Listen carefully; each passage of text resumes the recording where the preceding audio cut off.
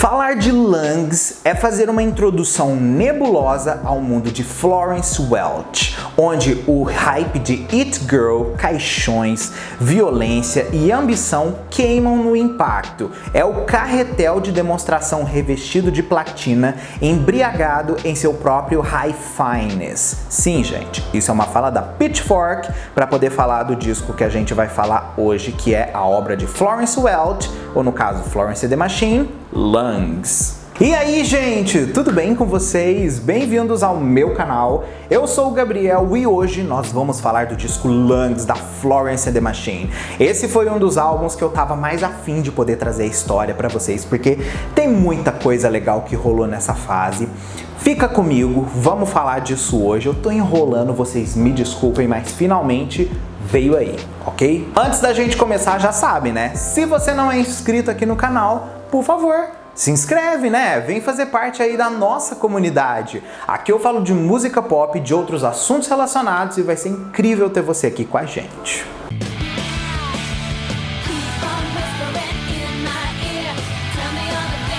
Quando a Florence começa a carreira dela mesmo, de começar a virar cantora, querer produzir álbuns e afins, ela meio que não tinha um direcionamento artístico até determinado momento. Pra vocês terem uma ideia, a Florence chegou no ponto de produzir country, gente.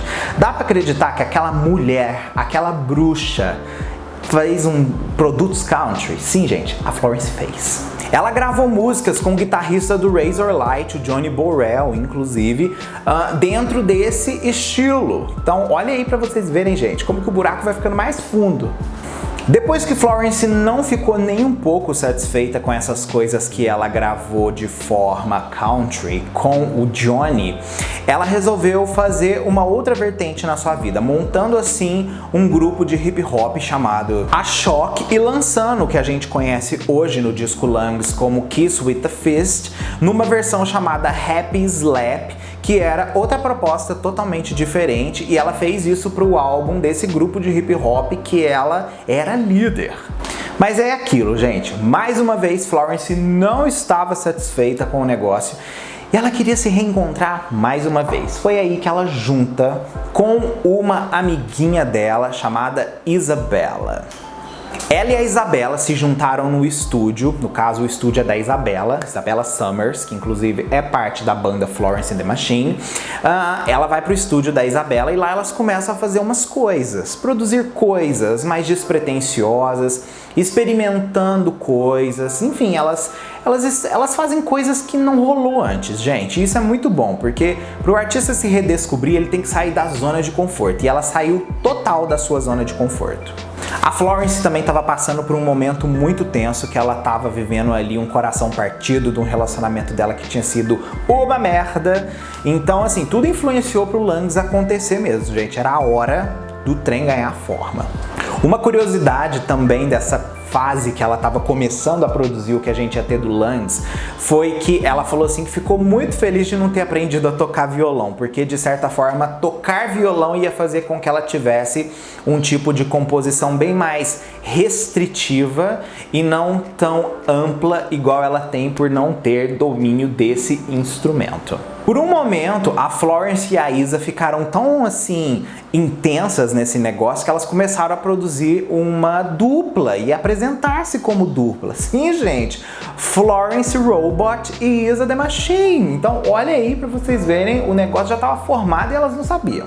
E assim, foi nesse período também que elas estavam se apresentando em certos locais de Londres que elas começaram a trazer novas pessoas pra dentro ali desse grupo, e esse grupo acabou virando uma banda que virou Florence and the Machine. As pessoas que elas trouxeram ali foram o Robert pra guitarra e backing vocals, o Chris para bateria, percussão e também backing vocals, o Mark para o baixo e backing vocals e o Tom para harpa. Isso tudo aconteceu antes deles assinarem com a Island Records, tá? Importante a gente dizer. Assim que ela assina com a Island, ela começa oficialmente a produzir o álbum de verdade e levar o que ela tinha construído no estúdio com a Isa para os executivos e assim aprovar o que entrava, não entrava no CD, se era uma proposta que eles iam apoiar ou não. A banda opta por gravar Kiss with a Fist como seu primeiro single de estreia. Inclusive, nessa época, a Florence começou a expandir o estilo punk, que ela fala que influenciou Kiss with a Fist, porque ela estava ouvindo muitas músicas contemporâneas. E uma das músicas contemporâneas que ela estava mais obcecada escutando era o álbum Funeral, do Arcade Fire, que inclusive é incrível, vocês deviam escutar esse álbum.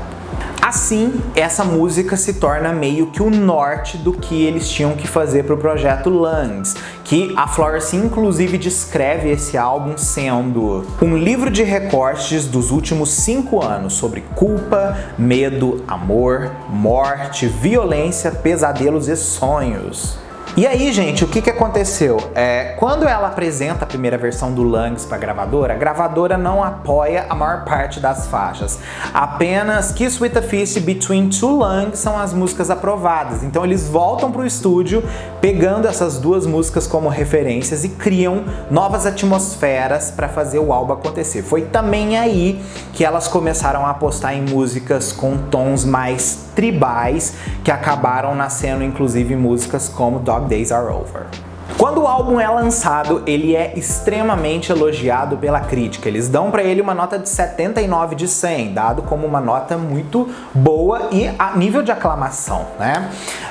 Inclusive, esse álbum é dito como um dos melhores álbuns de 2009. Realmente, talvez seja mesmo, viu, gente? Agora sim, eu não lembro de muito álbum que saiu em 2009 que tenha o nível criativo e nem a qualidade de Lungs. Fica aí pra gente poder refletir e fazer depois um outro vídeo. A música dela era super comparada a Kate Bush, a Sinéad O'Connor e também a própria Fiona Apple, porque realmente tem influências de todas essas artistas. Você percebe as influências bem claras no álbum, mas com o toque da Florence, óbvio, aquela coisa de bruxa. Quando o álbum é lançado, ele estreia no UK em segundo lugar, ficando atrás de uma coletânea do Michael Jackson e também ali perto, no caso do I Dreamed a Dream, da Susan Boyle, que meio que virou um fenômeno naquele momento quando ela lançou esse disco. Passaram-se 22 semanas que o álbum tinha sido lançado e finalmente ele domina as paradas no UK, vendendo horrores. E depois que ele conseguiu atingir a primeira semana, ele conseguiu se manter estável. E isso foi muito legal porque foi um período fundamental para fazer com que a música do Florence and the Machine ficasse mais popular. O álbum conseguiu vender mais de 1.800.000 cópias apenas dentro do Reino Unido, meu amor. Sim! E assim, quando eles dominaram os Estados Unidos, isso só veio acontecer depois que eles performaram no VMA Dog Days Are Over. A performance foi fundamental para fazer com que a música se popularizasse assim, e na semana seguinte eles estavam simplesmente no top 10 do chart. Até 2011, o Lungs tinha vendido 3 milhões de cópias no mundo e atualmente estima-se que pela evolução aí esse álbum já conseguiu passar de 5 milhões de cópias vendidas no mundo. Eu chuto até talvez 7, porque eu não achei tão assim exato em 2021 isso daí atualizado, tá? Então eu chuto pelo nível de streams, enfim, eu fiz um balanço ali pra ver o quanto poderia. Então eu chuto em torno disso daí mesmo, tá? E essa aí é a história do disco Lungs de Florence and the Machine, esse álbum maravilhoso. Você gostou do vídeo? Quer que eu fale aí sobre as outras eras de Florence? Comenta aqui que eu falo com o maior prazer, ok? Ó, um mega beijo pra vocês e, não esquece, deixa aí o seu comentário da sua música favorita deste álbum. E se eu esqueci alguma coisa, completa. Vou amar, ok? Isso aí. Beijos e a gente se vê no próximo vídeo nosso.